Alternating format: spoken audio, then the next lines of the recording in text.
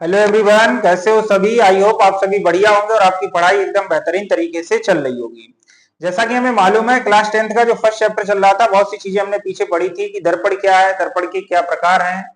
अवतल दर्पण के बारे में पढ़ा था, उत्तल दर्पण के बारे में पढ़ा था, समतल दर्पण के बारे में पढ़ा था, समतल दर्पण की विशेषताएं पढ़ी थी। तो बहुत सी चीजें हमने जो है पीछे वाली जो है अच्छे से कवर करी थी। ठीक है, आज जो हमारा इस क्लास स्टार्ट होने वाला है, ये वाला क्लास, इसमें हम पढ़ेंगे गोलीय दर्पण से संबंधित परिभाषाएं। बहुत सी परिभाषाएं होती हैं गोलीय दर्पण की संबंधित, वो सब परिभाषाएं हम पढ़ेंगे। इसमें आता है दर्पण की मुख्य अक्ष क्या है, दर्पण का ध्रुव क्या है, दर्पण का वक्रता केंद्र क्या है, दर्पण की वक्रता त्रिज्या क्या है, दर्पण का मुख्य फोकस क्या है, दर्पण का द्वारक क्या है, दर्पण की फोकस दूरी क्या है, फोकस तल क्या है। तो ये सब चीजें जो है, ये सब जो चीजें हैं वो किससे संबंधित है, गोलीय दर्पण से संबंधित है। इन सभी चीजों को एक एक करके हम डिटेल में पढ़ेंगे। ठीक है, कि इसका जो है ध्रुव क्या होता है। फिर हम फोकस दूरी और वक्रता त्रिज्या में संबंध पढ़ेंगे, दर्पण की फोकस दूरी और वक्रता त्रिज्या में क्या क्या संबंध होता है। तो यही वाली चीजें हम पढ़ेंगे आज। तो यहाँ पे लिखेंगे सबसे पहला पॉइंट, पहले तो हम समझेंगे इन सभी चीजों के बारे में, इसके बाद हम लिखेंगे। देखो इधर सबसे पहला तो पॉइंट हमें लिखना है दर्पण का द्वारक। क्या क्या चीजें इसमें हमें समझनी है। एक तो हमें पढ़ना है दर्पण का द्वारक। दर्पण का द्वारक यहां पर लिखेंगे दर्पण से संबंधित, गोलीय दर्पण से संबंधित परिभाषाएं। जो हमारी ये क्लास रहने वाली है, ये किससे संबंधित परिभाषाएं हैं, गोलीय दर्पण से, गोलीय दर्पण से संबंधित संबंधित परिभाषाएं। गोलीय दर्पण से संबंधित परिभाषाएं। तो वो दर्पण हमने बताया था कि जो दर्पण है वो कितने प्रकार के हैं, दो, एक है गोलीय दर्पण और एक है समतल दर्पण। तो समतल दर्पण हमने जितना बता दिया बस उतना ही पढ़ना है। अब जो चीजें हैं वो सब हमें गोलीय दर्पण से ही संबंधित पढ़ना है। ठीक है, समतल दर्पण जितना लिखा है यही है, इससे अलावा जो है हमें कुछ नहीं है हमारे सिलेबस में। ठीक है, तो यहाँ पे हम किससे संबंधित परिभाषाएं लिखेंगे, गोलीय दर्पण से संबंधित परिभाषाएं। कौन कौन सी चीजें आ सकती हैं गोलीय दर्पण में, सबसे पहले आ सकता है यहाँ पे दर्पण का द्वारक। हमें समझना है दर्पण का द्वारक क्या है, दर्पण का द्वारक क्या है। दूसरे नंबर पे हमें दर्पण का समझना है ध्रुव क्या है, दर्पण का ध्रुव क्या है। अगला समझना है दर्पण की जो है वक्रता केंद्र क्या है, वक्रता केंद्र क्या है दर्पण का। इसके बाद हमें पढ़ना है वक्रता त्रिज्या क्या है, दर्पण की जो वक्रता त्रिज्या है वो क्या होती है, वक्रता त्रिज्या क्या है दर्पण की। ठीक है, और दर्पण की वक्रता त्रिज्या के बाद जो है हमें पढ़ना है इसमें कि दर्पण की मुख्य अक्ष क्या होती है, मुख्य अक्ष क्या है दर्पण की। मुख्य अक्ष के बाद हमें पता हो यहाँ पे मुख्य फोकस क्या है दर्पण का, मुख्य फोकस क्या है, मुख्य फोकस क्या है। मुख्य फोकस के बाद पता हो कि दर्पण की फोकस दूरी क्या है, फोकस दूरी को ही बोल दिया जाता है मुख्य फोकस दूरी। ठीक है, और इसके बाद पता हो हमें फोकस तल क्या है, फोकस तल क्या है। ये सब जो है परिभाषाएं किससे संबंधित हैं, ये सब परिभाषाएं जो है वो मेरे भाई किससे संबंधित हैं, ये सब परिभाषाएं जो है दर्पण से संबंधित हैं। किससे संबंधित हैं, दर्पण से संबंधित हैं। और कौन से दर्पण से संबंधित हैं, ये कौन से दर्पण से संबंधित हैं, गोलीय दर्पण से संबंधित। एक पॉइंट और लिख देना यहाँ पे, अभिलंब क्या है, अभिलंब भी समझ लेना है। ठीक है, अभिलंब, ये सब चीजें जो है आज हम इस क्लास में कवर करेंगे। एक पॉइंट और हम पढ़ेंगे, दर्पण की फोकस दूरी तथा वक्रता त्रिज्या में संबंध, वो भी यहाँ पे लिखे दे रहे हैं। यहाँ पे एक और पॉइंट यहाँ पे हम पढ़ेंगे, दर्पण की फोकस दूरी तथा, दर्पण की फोकस दूरी और कौन से दर्पण की, गोलीय दर्पण की। तो यही लिख देंगे गोलीय दर्पण की फोकस दूरी, गोलीय दर्पण की फोकस दूरी तथा वक्रता त्रिज्या में संबंध, वक्रता त्रिज्या में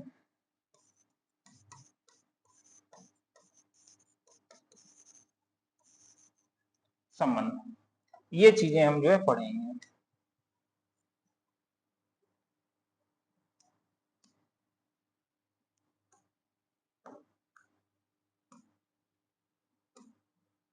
देखो इधर इतनी चीजें हमें पढ़ना है। ये गोलीय दर्पण से संबंधित जो परिभाषाएं हैं, इन सभी चीजों को हमें समझना है एक एक करके। फिर इसके बाद हम इन चीजों को एक एक करके लिखेंगे। देखो इधर समझेंगे क्या है गोलीय दर्पण से संबंधित परिभाषा है। हमने बताया था गोलीय दर्पण कितने प्रकार के होते हैं, दो। एक होता है अवतल और एक क्या होता है, उत्तल। ये भी गोलीय दर्पण है, ठीक है, और ये भी गोलीय दर्पण है, दोनों गोलीय दर्पण है। ऊपर वाला भी गोलीय दर्पण है और ये वाला भी क्या गोलीय दर्पण है। ऊपर वाला अवतल गोलीय दर्पण है, नीचे वाला कौन सा, उत्तल गोलीय दर्पण है। इसमें जो हमें पहला पॉइंट समझना है, वो पहला पॉइंट क्या है, दर्पण का द्वारक। सबसे पहला पॉइंट क्या समझना है, दर्पण का द्वारक। तो यहां से लेकर के यहां तक इस पूरे को सतह, ये जो पूरी सतह है दर्पण की, ये पूरी सतह है, ये वाली पूरी सतह, इसे क्या बोला है, दर्पण का द्वारक। यानी दर्पण की परावर्तक सतह, दर्पण का परावर्तन यहां से लेकर के यहां तक होगा, पूरी परावर्तक सतह है, पूरी परावर्तक सतह को क्या बोला है, दर्पण का द्वारक। तो पहले नंबर पे दर्पण के द्वारक की परिभाषा लिखेंगे तो दर्पण का द्वारक क्या होगा, दर्पण की परावर्तक सतह। परावर्तक सतह यहां से लेकर के यहां तक, ये उत्तल अवतल दर्पण की परावर्तक सतह है, ये उत्तल दर्पण की परावर्तक सतह यहां से यहां तक है। तो अवतल दर्पण की या गोलीय दर्पण की परावर्तक सतह जो होती है, परावर्तक सतह को क्या बोला जाता है, दर्पण का द्वारक। यानी यहां से लेकर के यहां तक, यहां से लेकर के यहां तक, ये पूरी सतह इसे क्या बोला जाता है, दर्पण का द्वारक। ठीक है, समझ में आ गया पहला पॉइंट, दर्पण का द्वारक क्या है। तो दर्पण का द्वारक क्या, दर्पण की परावर्तक सतह को क्या बोला है, दर्पण का द्वारक। या ऐसे बोल सकते हैं दर्पण की परावर्तक सतह के व्यास को, व्यास का मतलब जो यहाँ से यहाँ तक पूरी जो गोलाई है, यहाँ से यहाँ तक जो पूरी गोलाई है, उसे क्या बोला है, दर्पण का द्वारक। ठीक। दूसरे नंबर पे दर्पण का ध्रुव। ये जो परावर्तक सतह है, इसका जो मध्य बिंदु होता है, मध्य बिंदु मतलब बीचों का पॉइंट, बीचों बीच का पॉइंट। तो मध्य बिंदु जो होता है दर्पण की परावर्तक सतह, यानी कि दर्पण का जो द्वारक होता है, इसका मध्य बिंदु जो है, इसे बोला है दर्पण का ध्रुव। और इसे किससे प्रस्तुत करेंगे, पी से। पूरी सतह दर्पण का द्वारक, पूरी सतह दर्पण का द्वारक। इसका जो मध्य बिंदु है द्वारक का, ध्रुव, मध्य बिंदु ध्रुव, और ध्रुव को किससे प्रस्तुत करेंगे, पी से। ठीक है, दर्पण के मध्य बिंदु को दर्पण का ध्रुव कहते हैं। वक्रता केंद्र क्या है, ये दर्पण जो है, चाहे अवतल दर्पण हो चाहे उत्तल दर्पण हो, गोले से काटे गए हैं, और जिस गोले से काटे गए उसका कुछ ना कुछ केंद्र होगा कहीं ना कहीं पे। तो ये वाला जो गोला काटा गया है, उसका गोला अगर देखेंगे तो पूरा गोला ऐसे होगा। तो जिस गोले से ये काट के बनाया गया है, उसका केंद्र यहाँ पे होगा। उस गोले का केंद्र जो है, इस दर्पण का क्या बोला जाए, वक्रता केंद्र। और वक्रता केंद्र को किससे प्रस्तुत करेंगे, सी से। तो ये वाला दर्पण जिस गोले से काटा गया, उस गोले का केंद्र किधर होगा, इधर होगा, तो इसका वक्रता केंद्र इधर होगा। वक्रता केंद्र किससे प्रस्तुत करेंगे, सी से। लेकिन ये वाला दर्पण जो काटा गया है, इसका वक्रता केंद्र किधर होगा, इधर होगा, तो इसका जो है वक्रता केंद्र इधर होगा, तो इसका वक्रता केंद्र यहाँ हो जाएगा। समझ में आया कि नहीं आया। तो दर्पण का वक्रता केंद्र क्या है, गोलीय दर्पण जिस गोले से काटकर बनाए जाते हैं, उस गोले के केंद्र को दर्पण का क्या बोला जाए, वक्रता केंद्र। तो अवतल दर्पण का वक्रता केंद्र इधर होगा और उत्तल दर्पण का वक्रता केंद्र इधर होगा। और वक्रता केंद्र को हम किससे प्रस्तुत करेंगे, सी से। वक्रता केंद्र जो है मेरे भाई, वो हम किससे प्रस्तुत करेंगे, सी से। ठीक है। दूसरे नंबर पे वक्रता त्रिज्या। तो वक्रता त्रिज्या क्या है, गोलीय दर्पण जिस गोले से काटकर बनाया गया, ये दर्पण चाहे ये दर्पण जिस गोले से काटकर बनाया गया, उसका कुछ ना कुछ त्रिज्या होगी, और उसी त्रिज्या को, उस गोले की त्रिज्या को दर्पण की क्या बोली जाएगी, वक्रता त्रिज्या। और त्रिज्या क्या होती है, केंद्र से ध्रुव को, यहां से केंद्र से यही वाली दूरी होती है त्रिज्या। और त्रिज्या हम किससे प्रस्तुत करेंगे, आर से। तो ये वाली जो दूरी है वो क्या हो जाएगी, आर। तो वक्रता त्रिज्या यहां से यहां तक क्या हो जाएगी, ये जो है यहां से यहां तक के बीच की जो दूरी है, इस दूरी को क्या बोला जाएगा, वक्रता त्रिज्या। समझ में आ गई वक्रता त्रिज्या क्या है। वक्रता केंद्र क्या है, गोलीय दर्पण जिस गोले से काटकर बनाए गए हैं, उसके केंद्र को दर्पण का वक्रता केंद्र। गोलीय दर्पण जिस गोले से काटकर बनाए गए हैं, उसकी त्रिज्या को दर्पण की वक्रता की त्रिज्या। अब अगला पॉइंट है यहाँ पे मुख्य अक्ष। मुख्य अक्ष क्या है, दर्पण का जो ध्रुव है और ध्रुव से वक्रता केंद्र को मिलाने वाली ये जो रेखा है, दर्पण के ध्रुव से वक्रता केंद्र को मिलाने वाली ये जो रेखा है, सीधी रेखा, इस सीधी रेखा को क्या बोला है, दर्पण की मुख्य अक्ष। ये वाली जो रेखा है, इस रेखा को क्या बोला है, दर्पण की मुख्य अक्ष। समझ में आया दर्पण की मुख्य अक्ष क्या है, तो ये हो जाएगी दर्पण की मुख्य अक्ष। दर्पण के ध्रुव से वक्रता केंद्र को मिलाने वाली सीधी रेखा क्या बोली जाएगी, दर्पण की मुख्य अक्ष बोली जाएगी। हो गई है मुख्य अक्ष। अगला हमें पढ़ना है फोकस। मुख्य फोकस क्या है, और जो है हमें क्या पढ़ना है, मुख्य फोकस और फोकस दूरी। अब ये दो पॉइंट जो है थोड़े अच्छे से समझ लेंगे, फोकस दूरी क्या है और मुख्य फोकस क्या है। ये वाली चीजें तो हमने बता दी, बहुत नॉर्मल थी, और फोकस दूरी भी है, वो भी नॉर्मल है, ठीक है। लेकिन इसको हम थोड़ा सही से समझ लेंगे। देखो इधर पहले मुख्य फोकस समझेंगे। फोकस, अगर मुख्य फोकस समझ में आया तो मुख्य फोकस, फोकस दूरी हो गया, फोकस तल, तीनों चीजें हो गई। अगर एक चीज समझ में आ गई, देखो क्या है, हमने बताया था ये मध्य बिंदु है, दर्पण का ध्रुव है, मध्य बिंदु है, दर्पण का ध्रुव है, और दर्पण का यहाँ पे इसका होगा वक्रता केंद्र। वक्रता केंद्र को किससे सी करेंगे, सी से। इसका वक्रता केंद्र इधर होगा, क्योंकि इधर इसका सी हो जाएगा। ये हो जाएगी मुख्य अक्ष, ये क्या हो जाएगी, इसकी मुख्य अक्ष। ये इसकी मुख्य अक्ष, ये इसकी मुख्य अक्ष। जरूरी नहीं यहाँ तक, ऐसे भी हम कर सकते हैं, समझ में आया। इधर भी ऐसे हो जाएगी, लंबी लंबी पूरी कर देंगे, उधर भी बढ़ा सकते हैं। प्रकाश की किरण हमेशा किधर डाली जाती है, इधर से डाली जाती है। इस वजह से मुख्य अक्ष हमने किधर बढ़ा ली, इधर बढ़ा ली। प्रकाश की किरण इधर से डाली जाएगी तो मुख्य अक्ष हमने इधर बढ़ा ली। देखो अब फोकस क्या है, जो प्रकाश की किरणें मुख्य अक्ष के समांतर जाएंगी। जैसे ये प्रकाश की किरण कैसी गई है, मुख्य अक्ष के समांतर। इसमें मुख्य अक्ष के समांतर गई है, इसमें भी क्या गई है, मुख्य अक्ष के समांतर। इसमें भी प्रकाश की किरण मुख्य अक्ष के समांतर गई है, इसमें भी प्रकाश की किरण क्या गई है, मुख्य अक्ष के समांतर। बस अंतर क्या है, ये प्रकाश की किरणों को एकत्रित करता है। ये वाला जो दर्पण है ये क्या करता है, एकत्रित करता है, और ये वाला जो दर्पण है वो प्रकाश की किरणों को क्या करता है, फैलाता है। ये दो पॉइंट याद रखो, ये ही एक पॉइंट याद रखो, इसमें फोकस समझ में आ जाएगा। मुख्य फोकस क्या है, ये प्रकाश की किरणों को एकत्रित करेगा। कौन एकत्रित करेगा, अवतल दर्पण जो है प्रकाश की किरणों क्या करता है, एकत्रित करता है, और उत्तल दर्पण जो है प्रकाश की किरणों क्या करता है, फैलाता है। जो समांतर जाती है उनको, तो ये समांतर गई है, और ये समांतर जाने वाली प्रकाश की किरणों को क्या करेगा, एकत्रित कर देगा। ये समांतर जाने वाली प्रकाश की किरणों क्या करेगा, फैलाएगा। ये ऐसे गई, इसने फैला दिया। ये गई है, इसने एक जगह पे कर दिया, जरूरी नहीं एक गई है, ये एक गई है और इधर निकल आई, ये दूसरी गई है समांतर, इसने भी क्या कर दिया, एकत्रित कर दिया। ठीक है, ये ऐसे गई है, यहाँ आई है, ये ऐसे गई है, यहाँ आई है। कहां पे एकत्रित किया, यहाँ पे। जिस बिंदु पर एकत्रित किया उसी को क्या बोला जाएगा, फोकस या मुख्य फोकस। ये क्या करता है, फैलाता है। ये ऐसे गई है, इसने फैला दी है इधर। ये समांतर गई है, ये क्या करेगा, फैलाएगा। इधर तो काटे ही नहीं आती ये वाली, तो ये वाली प्रकाश की किरण पीछे बढ़ाएंगे, जिस बिंदु पर मिलती है उसी को क्या बोला जाएगा, फोकस। समझ में आया, तो क्या हो जाएगा, फोकस। दर्पण की मुख्य अक्ष के समांतर चलने वाली प्रकाश की किरणें दर्पण से परावर्तन के पश्चात जिस बिंदु से होकर जाती हैं अथवा जिस बिंदु से आती हुई प्रतीत होती है। इसमें जो है दर्पण से परावर्तन के पश्चात इस वाले बिंदु के मुख्य अक्ष के इस बिंदु से होकर जाती हैं, लेकिन इसमें जो है ये समांतर जाती है, इसमें होकर नहीं जाती, ये तो ऐसे निकल गई हैं, तो इस वाले बिंदु से आती हुई प्रतीत होती है। गई ऐसे, ऐसे जाने के बाद ये ऐसे निकल गई, ऐसे जाने के बाद ये ऐसे निकल गई। तो ये वाली जो है दर्पण से परावर्तन के पश्चात मुख्य अक्ष से होकर नहीं जाती हैं। इसमें तो दर्प ये ऐसे गई, ये आई है, ये ऐसे गई, ये आई। मुख्य अक्ष के इस बिंदु से होकर जाती है, तो मुख्य अक्ष के जिस बिंदु से होकर जाती है उसे दर्पण का क्या बुलाया, मुख्य फोकस। लेकिन इसमें तो ऐसे गई है, ऐसे आई है, और ऐसे गई है, ऐसे आई है। अब ये तो इसमें जो है मुख्य अक्ष से तो होकर ही नहीं गई है, तो मुख्य अक्ष से होके नहीं गई है, लेकिन ये जब ऐसे जा रही है तो हमें ऐसा लग रहा है कि ये प्रकाश की किरण जो है इस वाले बिंदु से जब ऐसे जा रही है तो हमें ये लग रहा है कि मुख्य अक्ष के इस बिंदु से आती हुई प्रतीत होती है। तो इसी बिंदु को क्या बोल दिया जाएगा, दर्पण का मुख्य फोकस। तो यही परिभाषा हो जाएगी, दर्पण की मुख्य अक्ष के समांतर चलने वाली प्रकाश की किरणें दर्पण के परावर्तन के पश्चात जिस बिंदु से होकर जाती हैं अथवा जिस बिंदु से आती हुई प्रतीत होती हैं उसको क्या बोला जाता है, दर्पण का मुख्य फोकस कहते हैं। तो इससे हमें यह पता लगता है कि अवतल दर्पण का जो मुख्य फोकस होता है वो इधर होता है, वक्रता केंद्र होता है वो इधर होता है। उत्तल दर्पण का वक्रता केंद्र भी उधर होता है, मुख्य फोकस भी उधर होता है। तो बस यही हो जाएगा, यहाँ पे दर्पण का मुख्य फोकस हो गया। अब यहाँ पे फोकस दूरी और फोकस तल कैसे समझेंगे, इसी चीज से हम समझेंगे फोकस दूरी, और इसी चीज से हम क्या समझेंगे, फोकस तल। जैसे ये हमने बताया था, ये कौन सा दर्पण है, ये दर्पण जो है वो मेरे भाई अवतल है। यहाँ पे इसका ध्रुव हो जाएगा, ये इसका जो है मुख्य अक्ष हो जाएगा। मुख्य अक्ष के साथ यहाँ पे क्या हो जाएगा, वक्रता केंद्र। ये समांतर गई है, ये समांतर गई है, दोनों प्रकाश की किरणें समांतर गई हैं, और समांतर के बाद ये तो एकत्रित कर देगा, ये एकत्रित करेगा। ये यहाँ पे आई है, यहाँ पे एकत्रित किया, इसे क्या बोला है, मुख्य फोकस। और फोकस से ध्रुव के बीच की दूरी क्या बोली जाएगी, मुख्य फोकस दूरी।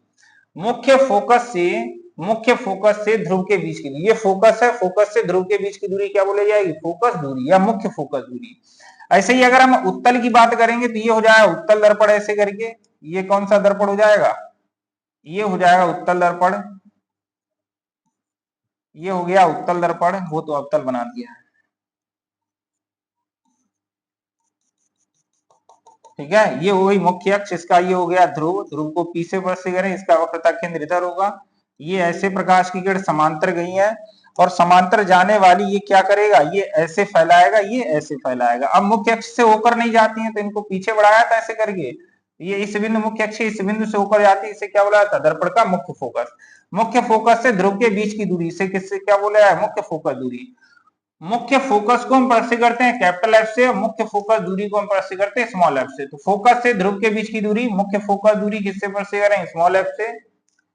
फोकस से ध्रुव के बीच की दूरी, मुख्य फोकस दूरी किससे प्रस्तुत करेंगे, स्मॉल एफ से। हो गया। अगला फोकस तल, वह तल जो मुख्य फोकस से होकर जाता है तथा मुख्य अक्ष के कैसे होता है, लंबवत होता है। ऐसे करके समझ लेंगे यहाँ पे फोकस तल क्या है। ये फोकस है तो फोकस तल है, तो फोकस तल जो है वो कहां से ऊपर जाएगा, फोकस से। फोकस तल है तो वो कहां से ऊपर जाएगा, फोकस तल से। तो वह तल जो मुख्य फोकस से ऊपर जाता है तथा मुख्य अक्ष के लंबवत होता है। मुख्य फोकस क्या है, ये इसका यहाँ पे मुख्य फोकस है, इसका यहाँ पे मुख्य फोकस है। तो मुख्य फोकस से होकर जा रहा है, देखो ऐसे ये तल मुख्य फोकस से होकर जा रहा है और मुख्य अक्ष ऐसे है, तो ये क्या हो गया, मुख्य अक्ष के लंबवत।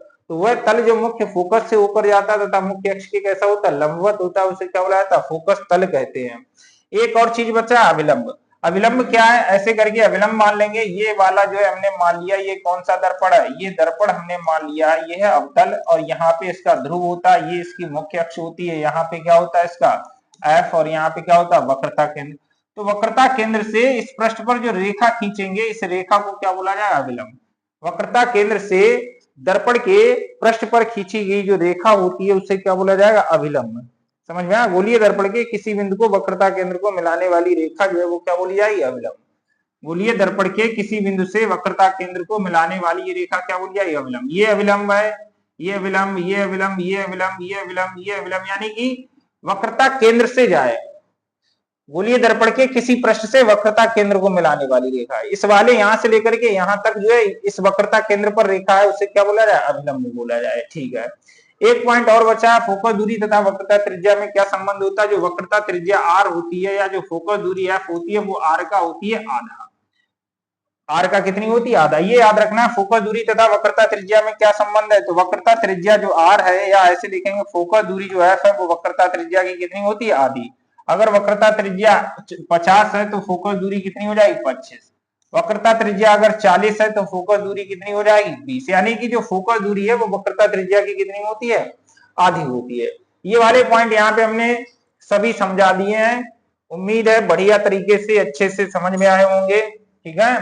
और अब हम एक बार जो है इन सभी को लिखेंगे, कोई डाउट होगा वो भी क्लियर हो जाएगा। तो सबसे पहली चीज क्या लिखेंगे, दर्पण का द्वारक। हेडिंग लिखेंगे यहाँ पे सबसे पहली, दर्पण का द्वारक। सबसे पहली हेडिंग क्या लिखेंगे, सबसे पहली हेडिंग लिखेंगे दर्पण का द्वारक। तो यहां लिखेंगे गोलीय दर्पण के परावर्तक तल को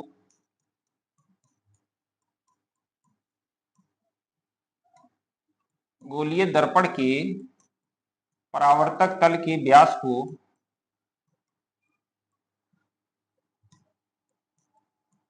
परावर्तक तल के व्यास को दर्पण का द्वारक कहते हैं। गोलीय दर्पण के परावर्तक तल के व्यास को क्या बोला जाता है, दर्पण का द्वारक। व्यास का मतलब जो है वो व्यास नहीं, त्रिज्या का डबल। व्यास मतलब पूरी जो गोलाई है उस गोलाई को क्या बोला है, दर्पण का द्वारक। दूसरे नंबर पे लिखेंगे ध्रुव। और हम किसका ध्रुव लिख रहे हैं, हम लिख रहे हैं दर्पण का ध्रुव। या हम दर्पण का ध्रुव हेडिंग लिखते हैं या सिर्फ ध्रुव लिखते हैं। यहाँ पे लिखेंगे गोलीय दर्पण के मध्य बिंदु को गोलीय दर्पण के मध्य बिंदु को गोलीय दर्पण के मध्य बिंदु को दर्पण का ध्रुव कहते हैं। इसे P से प्रदर्शित करते हैं, इसे P से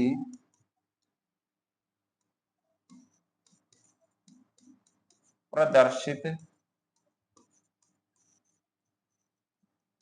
करते हैं। किस चीज को P से प्रदर्शित करते हैं, गोलीय दर्पण के जो मध्य बिंदु होता है उसे दर्पण का ध्रुव कहते हैं। और ध्रुव को हम किससे प्रदर्शित करेंगे, P से प्रदर्शित करेंगे। अगला लिखेंगे वक्रता केंद्र। वक्रता केंद्र क्या होता है, वक्रता केंद्र हमने बताया था, जो गोलीय दर्पण है वो किससे बनाए जाते हैं, कांच के खोखले गोले को काटकर बनाए जाते हैं। और जो कांच के खोखले गोले को काटकर बनाए गए उसी के केंद्र को क्या बुलाया, दर्पण का वक्रता केंद्र। तो यही चीज लिखेंगे, गोलीय दर्पण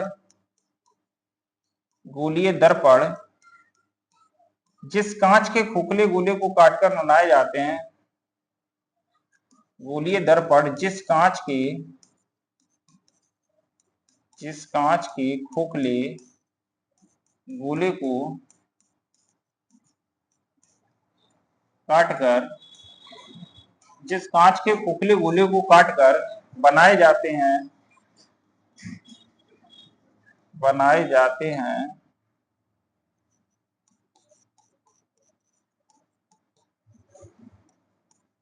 उसके केंद्र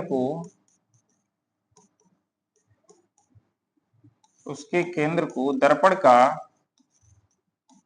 वक्रता केंद्र कहते हैं।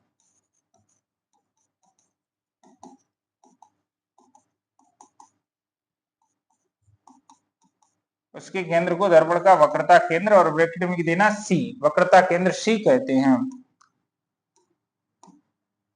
अगला लिखेंगे वक्रता त्रिज्या।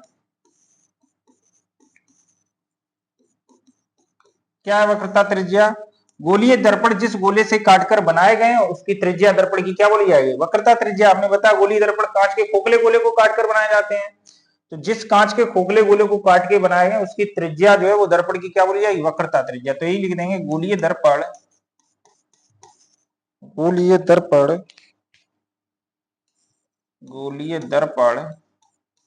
जिस कांच के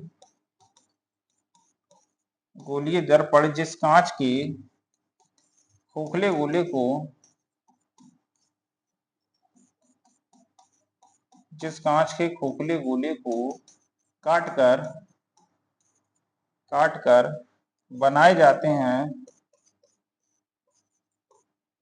बनाए जाते हैं उसकी त्रिज्या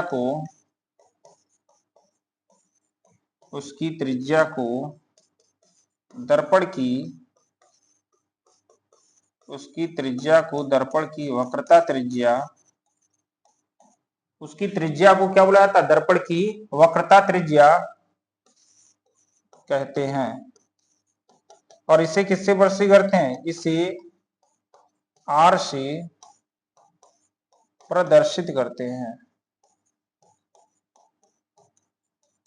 किस चीज को आर से प्रदर्शित करते हैं? वक्रता त्रिज्या को किससे प्रदर्शित करते हैं? आर से। ठीक है, वक्रता त्रिज्या हो गया। वक्रता त्रिज्या के बाद लिखेंगे मुख्य अक्ष। यहां पर लिखेंगे, अगला पॉइंट लिखेंगे मुख्य अक्ष। मुख्य अक्ष क्या है? हमने बताया था दर्पण के वक्रता केंद्र तथा ध्रुव को मिलाने वाली जो सीधी रेखा है, दर्पण के वक्रता केंद्र ऐसे करके था, ऐसे ये था यहाँ पे ध्रुव, यहाँ पे वक्रता केंद्र सी, और सी से पी को मिलाने वाली सीधी रेखा को क्या बोला जाता है? दर्पण की मुख्य अक्ष कहते हैं। यही चीज लिख देंगे, दर्पण की वक्रता केंद्र तथा दर्पण की वक्रता केंद्र तथा ध्रुव को मिलाने वाली दर्पण के वक्रता केंद्र तथा ध्रुव को मिलाने वाली सीधी रेखा, दर्पण के वक्रता केंद्र तथा ध्रुव को मिलाने वाली सीधी रेखा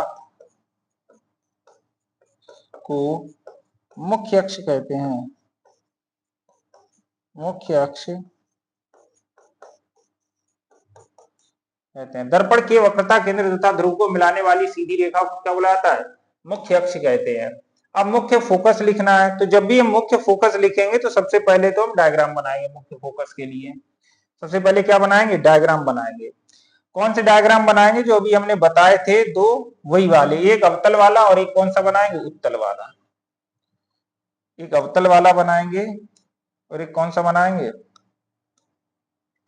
एक अवतल वाला और एक उत्तल वाला। तो यहाँ पे सबसे पहले हेडिंग लिखेंगे मुख्य फोकस। मुख्य फोकस, फोकस भी बोल देते हैं या मुख्य फोकस बोल देते हैं, समझ में आया? चाहे मुख्य फोकस बोल दो या फोकस बोल दो। देखो इधर क्या होगा मुख्य फोकस में, या पहले हिंदी लिख दो। यहाँ पे हिंदी हमने बताया था क्या? दर्पण की मुख्य अक्ष के समांतर चलने वाली प्रकाश की किरणें मुख्य अक्ष के जिस बिंदु पर मिलती हैं अथवा जिस बिंदु से आती हुई प्रतीत होती हैं, ये लिखेंगे यहाँ पे दर्पण की, या यहाँ पे गोलीय दर्पण लिखे, यहाँ पे लिखेंगे गोलीय दर्पण की, गोलीय दर्पण की मुख्य अक्ष के, गोलीय दर्पण की मुख्य अक्ष के समांतर चलने वाली, गोलीय दर्पण की मुख्य अक्ष के समांतर चलने वाली प्रकाश की किरणें, दर्पण से परावर्तन के पश्चात,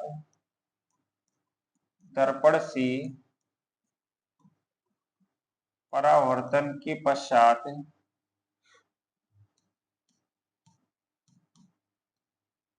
मुख्य अक्ष के जिस बिंदु पर मिलती हैं,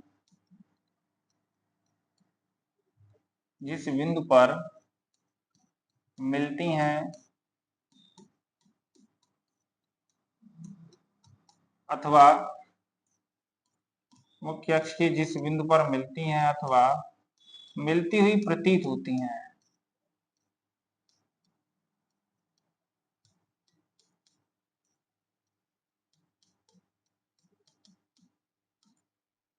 मिलती हुई प्रतीत होती हैं, क्या बोला जाता है? मुख्य फोकस कहलाता है, मुख्य फोकस। और मुख्य फोकस को हम कैसे करते हैं? कैपिटल एफ से, तो ये लिख देंगे मुख्य फोकस एफ कहलाता है। एक बार हमने समझाया था, फिर से समझो। यहाँ पे ये क्या है? ये है अवतल दर्पण, तो यहाँ पे ये हमने बना दिया अवतल दर्पण। ये क्या है? ध्रुव है। ये है मुख्य अक्ष, यहाँ पे वक्रता केंद्र, और वक्रता केंद्र को किससे वर्षी करें? सी से। तो ये चीज लिखा गोलीय दर्पण की मुख्य अक्ष के समांतर चलने वाली, तो ये समांतर है, ये कैसी जा रही है? समांतर। तो जो प्रकाश की किरणें मुख्य अक्ष की कैसी जाती हैं? समांतर। और समांतर जाने के बाद ये टकराने के बाद जिस बिंदु से होकर जाती है, मुख्य अक्ष के जिस बिंदु से होकर जाती है, मुख्य अक्ष के जिस बिंदु पर मिलती हैं, तो किस बिंदु पर मिलती हैं? ये यहां पर मिलती है, तो इसे क्या बोला जाता है? दर्पण का मुख्य फोकस कहते हैं। ठीक है। अथवा लिखा है, मिलती है अथवा मिलती हुई प्रतीत होती है, इसमें तो मिलती हैं, लेकिन जो उत्तल दर्पण होता है, उत्तल दर्पण में मिलती हुई प्रतीत होती हैं। अब इसमें क्यों मिलती हुई प्रतीत होती हैं, वो चीज समझना है। देखो जरा, इसमें क्यों, इसका यहाँ पे हो जाएगा P और यहाँ पे क्या हो जाएगा? C। ये ऐसे गई है समांतर प्रकाश की किरण, ये ऐसे गई है समांतर प्रकाश की किरण। थोड़ा सही से बनाना, लाइन लाइन हमारे में थोड़ी बहुत तिरछी हो गई, आप लोग सही से बनाना, ठीक है? एकदम से बिल्कुल सीधे से। ये प्रकाश की किरणों को एकत्रित करता है और ये प्रकाश की किरणों क्या करता है? फैलाता है। तो ये प्रकाश की किरणें इसमें समांतर गई है, इसने तो समांतर गई है, इसने एक जगह पे एकत्रित कर दिया यहाँ पे, लेकिन इसमें जो समांतर गई ये प्रकाश की किरणों को फैलाएगा, ये ऐसे निकल आएगा, ये ऐसे निकल आएगा, ऐसे करके। तो ये मुख्य अक्ष पे मिलेगी नहीं, ये मिलती हुई प्रतीत होंगी। ये कहां से मिलती हुई प्रतीत होती हैं? ये पीछे जो है यहाँ पे। तो इस बिंदु को दर्पण का क्या बुलाया? फोकस। मिलती हैं अथवा मिलती हुई प्रतीत होती है, इसमें परावर्तन के पश्चात मिलती हुई कहां पे प्रतीत होती है? पीछे। या मिलती हुई प्रतीत होती है, इसकी जगह पे लिख देंगे अथवा किसी दूसरे बिंदु से आती हुई प्रतीत होती है, जिस बिंदु से आती हुई प्रतीत होती है, क्या बुलाया जाता है? दर्पण का मुख्य फोकस कहलाता है। तो हो गए मुख्य फोकस, इसका मुख्य फोकस एफ यहाँ पे हो गया, इसका मुख्य फोकस एफ यहाँ पे हो गया। एक और इसमें पॉइंट है फोकस दूरी। फोकस दूरी, फोकस दूरी को हम प्रदर्शित करते हैं स्मॉल एफ से, मुख्य फोकस को हम प्रदर्शित करते हैं कैपिटल एफ से, और फोकस दूरी को हम प्रदर्शित करते हैं स्मॉल एफ से। होता क्या? फोकस दूरी, जो मुख्य फोकस है, मुख्य फोकस से ध्रुव के बीच की जो दूरी है, इसे बोला जाएगा दर्पण की मुख्य फोकस दूरी, या सिर्फ बोलेंगे फोकस दूरी। तो इसकी फोकस दूरी यहां से यहां तक हो जाएगी। इस वाले की फोकस दूरी जो है, इस वाले ध्रुव से लेकर के फोकस के बीच की दूरी ये हो जाएगी मुख्य फोकस दूरी। तो यही चीज लिख देंगे, दर्पण के ध्रुव से मुख्य फोकस के बीच की दूरी को यहां पर लिख देंगे, दर्पण के ध्रुव से, दर्पण के ध्रुव से मुख्य फोकस के बीच की दूरी को, मुख्य फोकस के बीच की दूरी को, दर्पण के ध्रुव से मुख्य फोकस के बीच की दूरी को मुख्य फोकस दूरी कहते हैं, मुख्य फोकस दूरी कहते हैं। यहां आप लिख देंगे, इसे किससे प्रदर्शित करते हैं? इसे स्मॉल एफ से इसे स्मॉल एफ से प्रदर्शित करते हैं। किस चीज को स्मॉल एफ से प्रदर्शित करते हैं? मुख्य फोकस दूरी को जो है हम किससे प्रदर्शित करते हैं? स्मॉल एफ से प्रदर्शित करते हैं।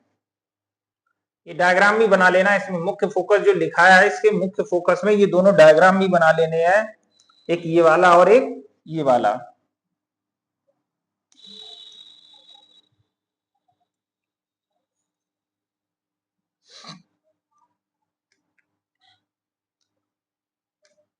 अगला लिखेंगे यहाँ पे फोकस तल।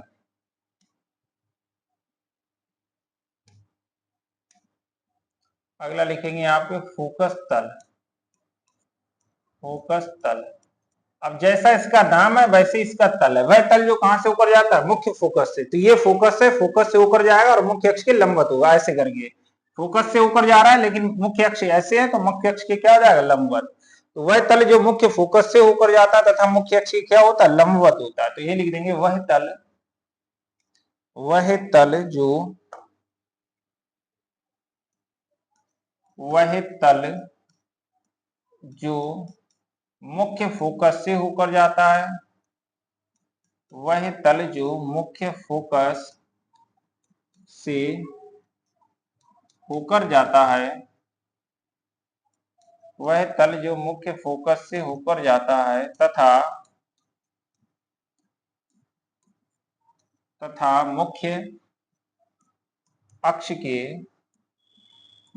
के लंबवत होता है,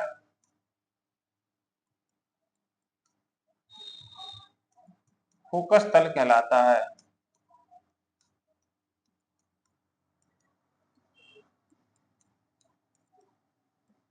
कौन सा तल बोला जाएगा? फोकस तल कहलाता है। अगला हेडिंग लिखना है अभिलंब।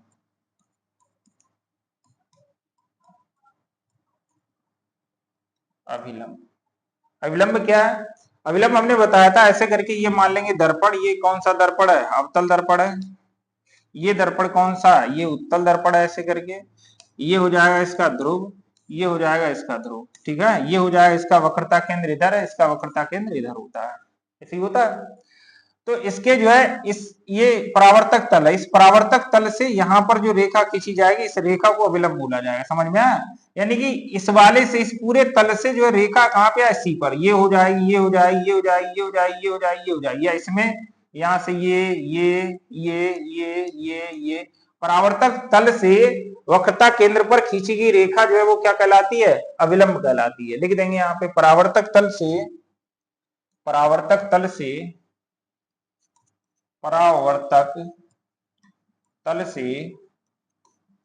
वक्रता केंद्र पर खींची गई रेखा, परावर्तक तल से वक्रता केंद्र पर खींची गई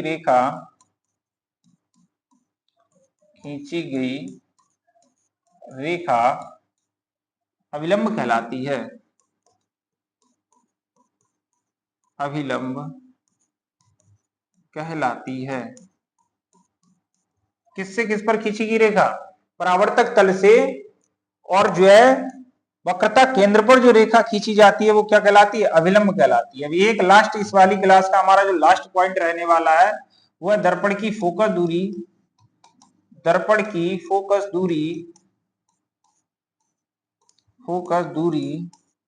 तथा वक्रता त्रिज्या। दर्पण की फोकस दूरी तथा वक्रता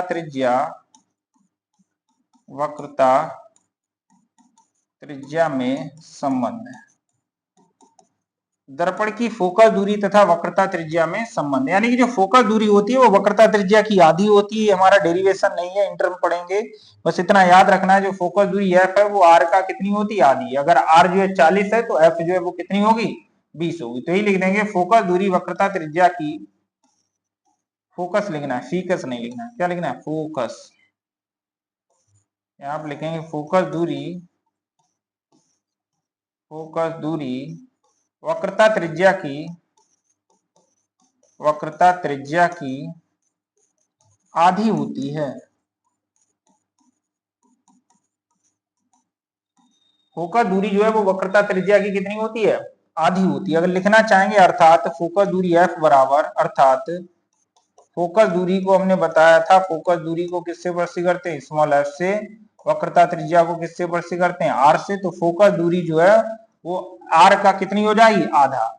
या अगर हमसे या पूछा जाए आर निकालेंगे तो आर बराबर क्या हो जाएगा, 2f। ठीक है, यानी कि त्रिज्या जो है फोकस दूरी की दोगुनी हो जाएगी, आर जो है एफ का दोगुना हो जाएगा, फोकस दूरी त्रिज्या की कितनी हो जाएगी, आधी हो जाएगी। तो उम्मीद है आप सभी को अच्छे से समझ में आई होगी, ये जितने भी पॉइंट हमने पढ़ाए हैं, समझाए हैं, लिखवाए हैं। ठीक है, कोई डाउट होगा आराम से पीछे क्लास देख लेंगे। आज के लिए इतना ही, बाकी जो अगली क्लास में कराएंगे।